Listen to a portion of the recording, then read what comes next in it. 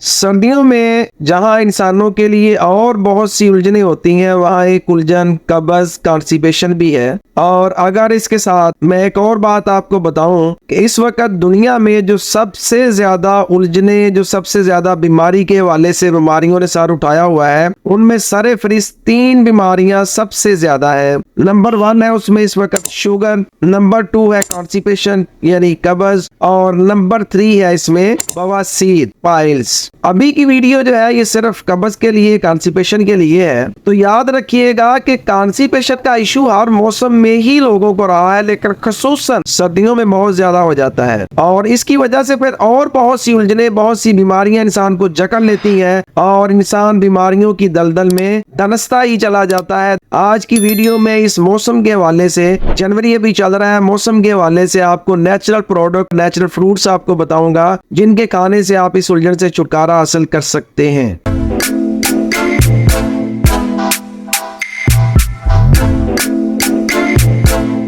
बिस्मिल्लाहिर्रहमानिर्रहीम। कब्ज यानी कॉन्स्टिपेशन ये उम्मुल अमराज इसको कहा गया है कि ये मर्जों की माँ है। ये बेशुमार बीमारियों को दावत देती है। याद रखिएगा, जैसा कि मैंने जिक्र किया कि 3 बड़ी बीमारियों में एक जो है वो कब्ज है, कॉन्स्टिपेशन है, और मुसलसल कब्ज का पेशेंट बवासीर को दावत दे रहा होता है। जैसे हम किसी को अपने घर में दावत देते हैं और वो मेहमान बनकर हमारे घर में आता है, इसी तरह से कब्ज बवासीर को दावत देती है कि आप मेहमान बनकर मेरे घर में आ जाइए। अब आपने खुद सोचना है कि आपको मुसलसल कब्ज अच्छी लगती है तो फिर बवासीर के लिए भी तैयार रहिए, मैदा और अमा यानी आंतों के बेशुमार अमराज के लिए आप तैयार रहिए, और फिर शुगर के लिए भी आप तैयार रहिए, आप हार्ट और सर के दर्द के लिए भी तैयार रहिए, और बेशुमार उलझने और भी हैं। अगर ये जिक्र करने बैठूंगा तो वीडियो बहुत लंबी हो जाएगी। हम अपने पॉइंट की तरफ आते हैं कि हमने कॉन्स्टिपेशन को कैसे सॉल्व करना है, इस मर्ज से कैसे जान छुड़ानी है। तो इसके लिए बड़ी नेचुरल सी रेमेडीज है, मैं आपको बताता हूँ इस मौसम के हवाले से। और ये इस मौसम में ज्यादा क्यों होती है, उसकी वजह पता है क्या है? इस मौसम में हम खाने पीने में अपने लिक्विड्स कम कर देते हैं, फ्रूट्स कम कर देते हैं, और गर्म खुश्क यानी कशरी उजलाती अशिया और खुश्क गर्म ये चीजें अपनी ग़िज़ा में हम बढ़ा लेते हैं, और इस वजह से ऐसा होता है लिक्विड्स कम पीते हैं, पानी कम पीते हैं कि हमें यूरिन पानी ना करें। तो आइए उन अज़ा का हम जिक्र करते हैं, उन फलों का, उन सब्जियों का जिक्र करते हैं जिससे हम इस मर्ज से छुटकारा हासिल कर सकते हैं। उसमें सरे फहरिस्त है इस मौसम में अमरूद, पका हुआ अमरूद, ये इस्तेमाल कीजिए। अब हर किसी का अपना लाइफस्टाइल है और खाने पीने का अपना शेड्यूल है, आपने इसको किस टाइप पे खाना है आपने खुद एडजस्ट करना है,